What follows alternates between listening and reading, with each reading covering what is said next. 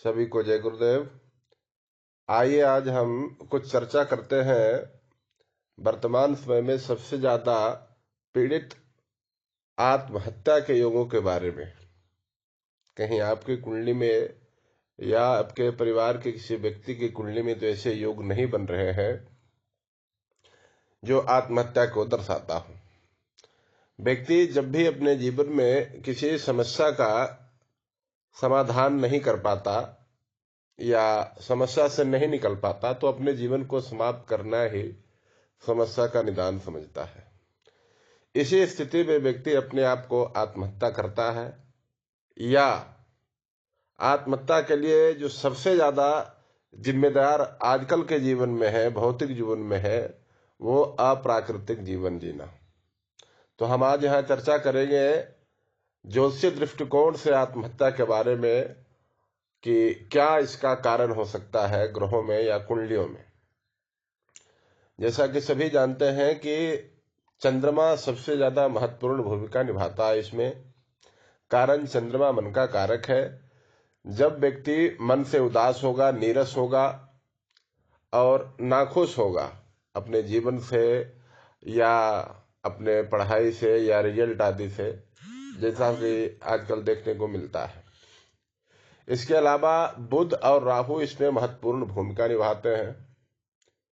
कभी कभी मारक दशा आदि आने पर भी व्यक्ति आत्महत्या कर लेता है। अगर अंक विद्या के अनुसार अगर बात करें तो जो नकारात्मक पक्ष वाले ग्रह हैं, जैसे दो का स्वामी चंद्रमा है, 2 अंक 4 अंक मूलांक भागांक की बात कर रहे हैं तो 2 4 7 8, 2 चंद्रमा का, 4 राहु का, 7 केतु का, 8 शनि का।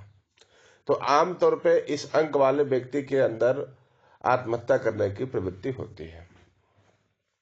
जब व्यक्ति आत्महत्या कर लेता है तो प्राय आप अगर पाएंगे उस समय चंद्रमा की विशेष प्रभाव, चंद्रमा की दशा अंतरदशा, चंद्रमा का पीड़ित होना या पूर्णिमा आदि तिथि का होना, प्राय पूर्णिमा आदि तिथि या अमावस्या आदि तिथि को ज्यादातर ये घटना देखने को मिलती है।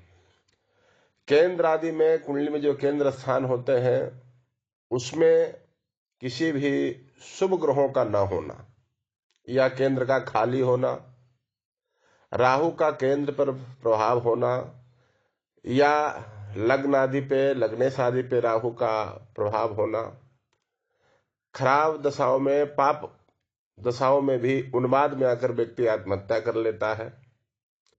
तो किस स्थिति में बचता है इंसान?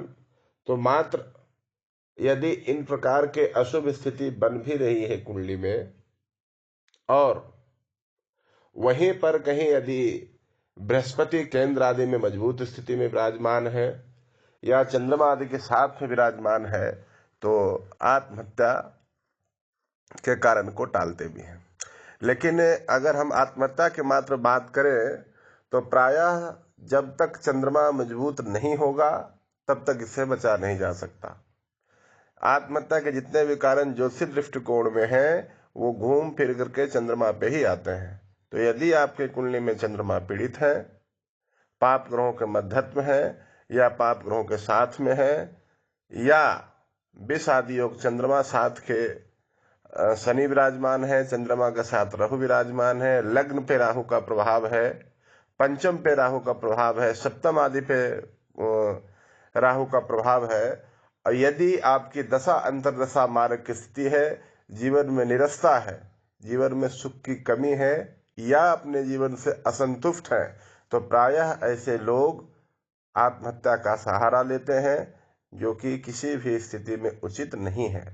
तो यदि आपकी कुंडली में ऐसी स्थिति बनती है तो समय रहते हुए उसका निदान और अपने विश्वास पात्र ज्योतिषियों से इसका परामर्श लेकर उसके निदान की ओर बढ़ें, जिससे अपने इस बहुमूल्य जीवन को बचाया जा सके और जीवन को सार्थक बनाया जा सके।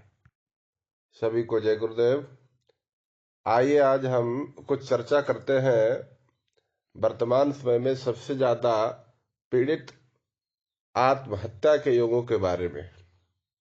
कहीं आपकी कुंडली में या आपके परिवार के किसी व्यक्ति की कुंडली में तो ऐसे योग नहीं बन रहे हैं जो आत्महत्या को दर्शाता हो। व्यक्ति जब भी अपने जीवन में किसी समस्या का समाधान नहीं कर पाता